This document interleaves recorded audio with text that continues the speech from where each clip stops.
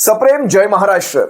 जेव्हा जेव्हा शिवसेनेवर आरोप होतात, बिनबुडाचे आरोप होतात, बेबुनियाद आरोप होतात, त्यावेळेस शिवसेना एक वादळ कटिबद्ध आहे। शिवसेनेवरच्या साऱ्या आरोपांना प्रत्युत्तर देण्यासाठी शिवसेना एक वादळ कटिबद्ध आहे। काल परभणीमध्ये परभणीचे महापौर शिवसेनेचे मुस्लिम समाजातले आले आणि त्यानंतर महाराष्ट्रभर जणू काही भारतीय जनता पक्षाच्या त्या बोलघेवड्या नेत्यांची स्पर्धा सुरू झाली। कोण किती जास्त बोलतोय शिवसेनेवर, बघा कशी शिवसेना मुस्लिम धार्जिनी झाली, बघा कशी शिवसेना मुस्लिमांच्या बाजूने झाली। मला त्या सर्वांना चोख प्रत्युत्तर द्यायचंय, पण तत्पूर्वी तुम्हाला एक व्हिडिओ दाखवेल। तो व्हिडिओ अतिशय महत्वाचा आहे। हा व्हिडिओ यासाठी महत्वाचा आहे, जास्त जुना नाही, 3च वर्ष जुना हा व्हिडिओ आहे। परभणीमध्ये शिवपुराणाचा एक कार्यक्रम घेण्यात येणार होता आणि परभणीमध्ये तेवढी मोठी जागा मिळत नव्हती। परभणीच्या शहरामध्ये तेवढी मोठी जागा मिळत नव्हती। त्यावेळेस एक अवलिया पुढे येतो, तो म्हणतो माझी जमीन घ्या, माझी 60 एकराची जमीन आहे, आम्हा दोघा तिघांची मिळून आहे, आम्हा परिवाराची ती जमीन आहे, ती जमीन तुम्ही घ्या, पण त्या जमिनीवर सध्या हरभरा आहे आणि तूर आहे। त्या तुरीचं काय करायचं, कारण हरभरा तूर काढण्याच्या परिस्थितीत नव्हती। त्या उभ्या तुरीवर, उभ्या हिरव्या हरभऱ्यावर त्यावेळेस एक बुलडोजर फिरवण्यात आला होता। ते सय्यद कुटुंब होतं आणि त्याच सय्यद कुटुंबातला हा शिवसैनिक, गेल्या 20 वर्षांपासून शिवसेनेची अहोरात्र सेवा करणारा हा शिवसैनिक ज्या वेळेस परभणीचा महापौर बनतो, त्यावेळेस मात्र ह्या भक्तांच्या डोळ्यामध्ये खुपायला लागतं। एकदा हा व्हिडिओ पहा, त्यापुढे मी माझं आजचं विश्लेषण करेल। परभणीमध्ये हिंदू मुस्लिम ऐक्याचं दर्शन घडलंय। परभणीमध्ये मुस्लिम बांधवांनी हिंदूंच्या शिवपुराण कथेसाठी 60 एकर जमीन देऊ केली। एवढंच नव्हे तर या जागेवर पिकवण्यात आलेला हरभरा आणि तुरीवरही त्यांनी बुलडोजर फिरवलाय। पाहूया हिंदू मुस्लिम एकोप्याच्या परभणी पॅटर्नचा हा खास रिपोर्ट। परभणीच्या मातीत एकतेचं पीक। शिवपुराणासाठी मुस्लिम बांधवांनी दिली 60 एकर जमीन। कधी मशिदीवरच्या भोंग्यावरून राजकारण, तर कधी लव जिहाद वरून वाद पाहायला मिळतोय। एकीकडे धर्मावरून वादाचं राजकारण रंगतंय, तर दुसरीकडे परभणीत सर्व धर्म समभाव पाहायला मिळतोय। हे आहेत परभणीतील प्लॉटिंग व्यावसायिक हाजी शोएब, जे हिंदूंच्या मदतीला धावून आलेत। त्याचं झालं असं की 13 ते 17 जानेवारी दरम्यान शिवपुराण कथेचं आयोजन करण्यात आलं। शिवसेनेचे खासदार संजय जाधव यांनी आयोजित केलेला हा कार्यक्रम कुठे घ्यायचा असा प्रश्न पडला होता, पण त्याच वेळी सय्यद शोएब हे देवासारखे धावून आले आणि त्यांनी आपली 60 एकर जमीन शिवपुराणासाठी देऊ केली। या कार्यक्रमासाठी त्यांनी 15 एकरावरची तूर आणि 3.5 एकरावरच्या हरभऱ्यावर बुलडोजर चालवला। परवानगी दिली की मी केव्हाही काही करू शकता म्हणून डायरेक्ट हे तू काय नाही, धार्मिक एकात्म व्हावं, सगळे सामाजिक कार्य सगळे एका जागेवर यावं, हे मोठं एकात, बाकी दुसरं काय। मोठ्या मनानं केलेल्या या मदतीचं सर्व स्तरातून कौतुक होतंय। मुस्लिम समाजाचा बांधव आहे, आमचा मित्र आहे, त्याचं आपण कौतुक करावं तेवढं कमी असं मी म्हणेन, कारण त्यानं स्वतःच्या शेतातल्या सगळं तुरीचे झाडं गिडं उपटून टाकली। शेवटी एक मुस्लिम बांधव हिंदू समाजाच्या कथेसाठी पुढाकार घेतो, हे आमच्या धावून आले। विविधतेने नटलेल्या आपल्या देशात एकजुटीचं दर्शन पुन्हा एकदा घडलंय। परभणीच्या मातीत एकतेचं सकस पीक आलंय। जाती धर्माच्या भिंती पाडत मानवतेचा धागा हा परभणीकरांनी आणखी घट्ट केलाय। पंकज क्षीरसागर, एबीपी माझा।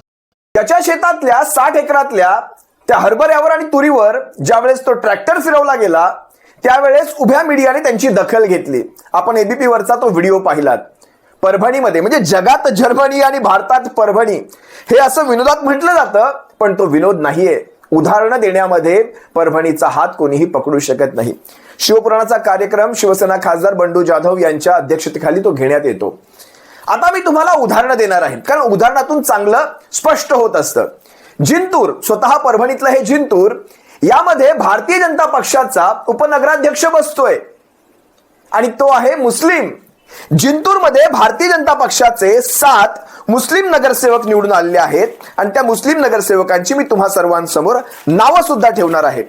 पहिला नगरसेवक जिंतूर प्रभाग क्रमांक 1B मधनं मिर्झा याह्या बेग तैमूर, 2A मधनं कुरेशी सुमय्या परवीन दाऊद, 3A मधनं कुरेशी समरुन्निसा अल्ताफ, 4A मधनं पठाण हुमा शहजाद खान, 5B मधनं सोहेल अहमद अब्दुल कदीर, 8B मधनं कुरेशी सुलतान नबी शेख नईमुद्दीन, 9B मधनं शेख अलीम अब्दुल सैफ रौफ, माफ करा रौफ, 12A मधनं शेख मोहम्मद अथर नूर, 12B मधनं पठाण महमूद निसा फायजखा, 9 मुस्लिम उमेदवार तुमचे जर इकडनं येत असतील, मला सर्वप्रथम यांना एक प्रश्न विचारायचा आहे, आपण राजीनामा का देत नाही? आपल्या ह्या पक्षाचा, भारतीय जनता पक्षाचा आपण राजीनामा का देत नाही? कारण यांना जर एवढीच चीड असेल तर तुम्हाला त्यांनी सदस्य बनवलं नसतं. बरं, एवढंच नाही, परभणीतनं यांचे झेडपी सदस्य सुद्धा आहेत. शहनाज बेगम 7ब मधनं, 8अ मधनं राबिया समरीन आणि 12क मधनं शिंदे गटाचे शेख असेफ मरियम. मला एक कळत नाही, यांनी राजीनामा द्यावा. खरं तर आपल्या पक्षाला जर एवढी आपली चीड असेल तर आपण राजीनामा द्यावा. कारण मला वाटतं आपल्या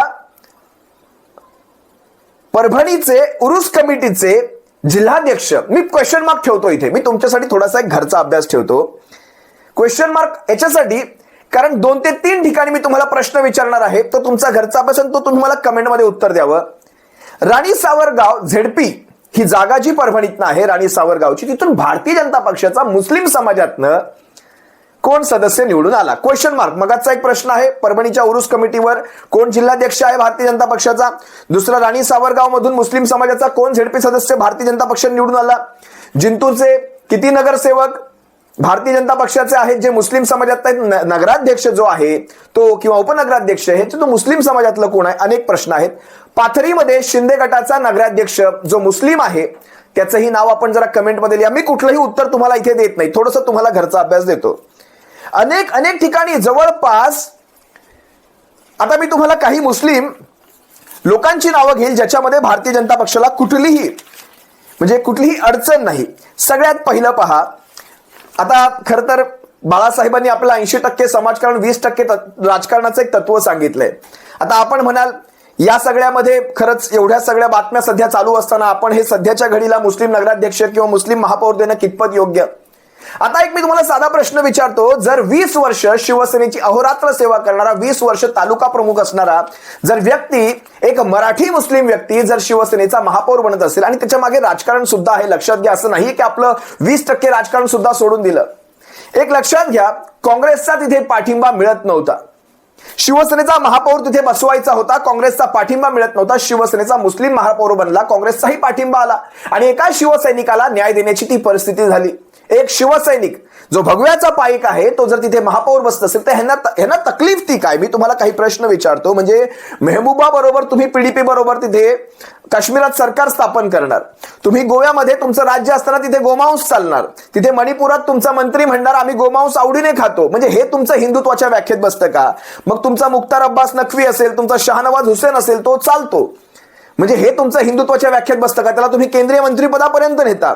संघाला सलमान चालतो, संघाच्या कार्यक्रमात अदनान सामी चालतो, बांगलादेशी शेख हसीना तुम्ही इकडे तिला आश्रित करता आणि त्याच बांगलादेशामध्ये हिंदूंना मारण्यासाठी 3-3 हजार कोटींची तुम्ही तिथे राजकीय तुमचं काय ते विदेश नीतींच्या अंतर्गत तुम्ही हिंदूंना मारण्यासाठी 3-3 हजार कोटींची खैरात वाटता तिकडे.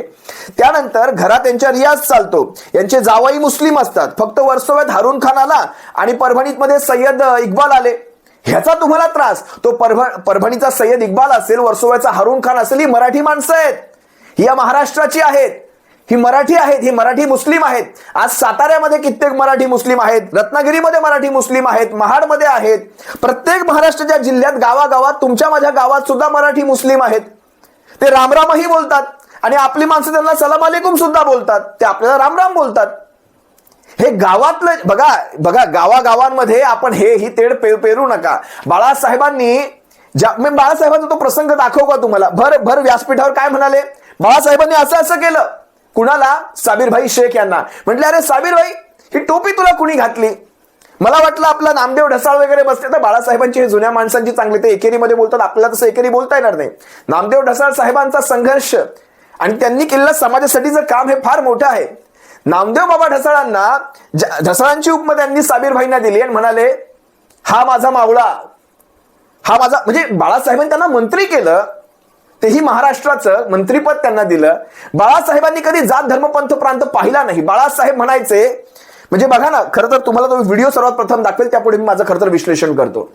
अरे साबीर भाई, तुला ओळखलंच नाही आयुष्यात, पहिल्यांदा तुला टोपी कोणी घातली? मी खरंच ओळखलं नाही. मला वाटतं आपलं नामदेव ढसाळ बसलं की काय. बरं ठीक आहे, तब्येत ठीक आहे ना रे बाबा? हा एक एकनिष्ठ आमचा साबीरभाई शेवटपर्यंत राहिलाय. प्राण गेला तरी शिवसेना सोडणार नाही. बरं. त्याला विचार, मी तो मुसलमान आहेस का म्हणून विचारलं का ते? शिवसेना जातपात बांधत नाही, बिलकुल नाही. बरं. बाळासाहेबांनी आपल्या संघटनेतली शिवसेनेतली पदं कधीही जात धर्म बघून दिलेली नव्हती. लातूरचे शिवसेनेचे पहिले जे जिल्हा प्रमुख होते ते दलित समाजाचे होते. तुमच्या माहितीसाठी सांगतो, हे सय्यद इक्बाल हे परभणीचे जे महापौर म्हणतात हे पहिले महापौर नाही आहेत मुस्लिम मधनं. शिवसेनेचे पहिले महापौर सुद्धा परभणीचे हे मुस्लिम समाजातले होते. अगदी तुम्ही चंद्रकांत खैरेजींच्या छत्रपती संभाजीनगरचं उदाहरण घ्या. म्हणजे खासदारकीला त्यांना उभं करताना त्यांनी हेही पाहिलं नाही की खैरे साहेबांच्या समाजाची माणसं किती, समोरच्या समाजाची माणसं किती, या धर्माची किती, त्या धर्माची किती. समाजाच्या माणसांवर जर त्यांना मतदान होणार असेल तर मग चंद्रकांत खैरे साहेब तिथून कधी खासदारच झाले नसते. अगदी राहुल शेवाळ्यांचं तुम्ही उदाहरण घ्या. त्यांचे जात धर्म पंथ प्रांत पाहून कुणालाही त्यांनी कधीही निवडणुकीची तिकीटं दिली नव्हती किंवा पक्षातली पदं दिली नव्हती. हे शिवसेने आता बघा, मनोहरराव जोशी शिवसेनेचे मुख्यमंत्री झाले. शिवसेनेच्या म्हणजे राणेंना सुद्धा मुख्यमंत्रीपद देताना किंवा जोशी सरांना मुख्यमंत्रीपद देताना समाज पाहिला नाही कुठल्या समाजाचे आहेत म्हणून. शिवसेना कायम निष्ठावंतांना संधी देत आलेली आहे. वर्सोव्यात हारून खान कित्येक वर्षापासून शिवसेनेची सेवा करतायत. त्यांनी त्या भागामध्ये शिवसेना वाढवली. त्यांनी जात धर्म पंथ, आता हारून खानांचं सांगायचं झालं तर हारून खान कित्येक नवरात्र मंडळांचे अध्यक्ष आहेत. हे सगळं तुम्हाला माहिती आहे का? खान महापौर बनणार, खान महापौर बनणार. अरे एक मराठी माणूस तिथे बनवला गेला. आणि मी तुम्हाला त्याच्या मागचं राजकारण सुद्धा सांगितलं. राजकारण सुद्धा अतिशय स्पष्ट आहे. परभणी जिल्हा हा अल्पसंख्याक जिल्ह्यांमध्ये त्याची नोंद आहे, शासकीय दप्तरी त्याची नोंद आहे. पण अल्पसंख्याकांना तिथे कधीही प्रतिनिधित्व करायची संधीच मिळाली नाही. शिवसेनेचे जवळपास 13 नगरसेवक हे मुस्लिम समाजात आहेत 25 पैकी, आणि 12 नगरसेवक हे इतर समाजात आहेत.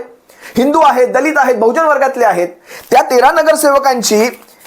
13 नगरसेवकांमधनं जर एकाला आपण तिथे संधी दिली म्हणजे खासदारकीला, आमदारकीला, इतर सगळ्या निवडणुकांना सर्वच्या सर्व समाज शिवसेनेच्या पाठीशी ठामपणे उभा राहतो.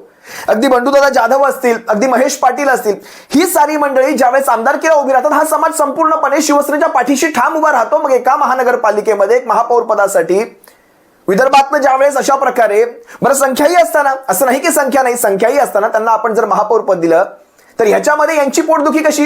म्हणजे बघा, MIM बरोबर तुम्ही अगदी अकोल्याचं अकोट असेल, अमरावतीमध्ये असेल किंवा इतर ठिकाणी असेल, तुम्ही सगळीकडनं MIMचे पाठिंबा घेणार. त्याच्यावर तुम्ही तुमचे म्हणजे परळीमध्ये असेल MIM यांना चालते, म्हणजे यांना अब्दुल सत्तार चालतात छत्रपती संभाजीनगर मधनं, कोल्हापुराचे हसन मुश्रीफ चालतात, इथे मुंबईतनं झिशान सिद्दकी चालतो, सना मलिक चालते, नवाब मलिक चालतात. अगदी ह्यांना काही कमी पडलं तर अबू असीम आझमीचा असेल, रईस शेखचा असेल, सपाचं मत चालतं. MIMच्या त्या 2 आमदारांची मतं चालतात अगदी विधान परिषदेला. फक्त म्हणजे महापौर फक्त शिवसेनेचा बसलाय, मुस्लिम बसलाय, तिथे यांना त्रास. यांचा महापौर असेल चालून जाईल, यांची सत्ता कुठे असेल चालून जाईल, यांच्यासोबत मुस्लिम आले चालून जाईल. पण शिवसेनेचा त्याची बातमी कशी करायची ती अशी केली जाते. अनेक गोष्टी आहेत. मगाशी साबीर भाईंचा मी तुम्हाला व्हिडिओ दाखवला. बाळासाहेबांचं हे असं होतं, बाळासाहेबांनी कधी जात धर्म पाहिला नव्हता. बाळासाहेब स्पष्टपणे म्हणायचे. बघा, आता अब्दुलजी कलाम साहेबांना ज्यावेळेस आपण देशाचं राष्ट्रपती पद दिलं, शिवसेनेने मतदान केलं त्यांच्या बाजूने. ज्यावेळेस विषय बघा, अब्दुल कलाम साहेबांसारखी जर माणसं, आता मागे बघा, आता कालच्याच मला वाटतं RSSच्या भाषणामध्ये स्वतः RSS प्रमुख काय म्हणाले, भागवत म्हणाले, औरंगजेब कोण? दुसऱ्या औरंगजेबाचं नाव घेतलं आणि औरंगजेब इकडचा जो आर्मी मधला होता त्या औरंगजेबाचं नाव घेतलं. तेच नाव ज्यावेळेस शिवसेनेच्या पक्षप्रमुखांनी घेतलं त्यावेळेस मात्र त्यांना औरंगजेब म्हणजे तो इतिहासातला औरंग्या, त्याची तुलना करायला लागले. औरंग्याची तारीफ केली. मग तोच औरंगजेब, त्याचं नाव ज्यावेळेस RSSच्या प्रमुखांच्या तोंडी आलं तेव्हा नाही त्या औरंग्याची नावं घेतली तुम्ही. शिवसेनेच्या पक्षप्रमुखांनी ज्याची हत्या झाली, तो भारताची सेवा करत होता म्हणून हत्या झाली, त्या औरंगजेबाचं नाव घेतलं होतं. एवढी साधी अक्कल नसेल ना असल्या माणसांना आपण उत्तरे तरी काय द्यायची. पण असो, आज मी तुम्हाला काही प्रश्न विचारलेले आहेत, त्या सर्व प्रश्नांची उत्तर तुम्ही कमेंटमध्ये द्यावी ही माझी इच्छा आहे. आणि यांच्या सर्व आरोपांवर आपण जी उत्तरे दिलेली आहेत त्याबद्दल तुमचं काय मत आहे?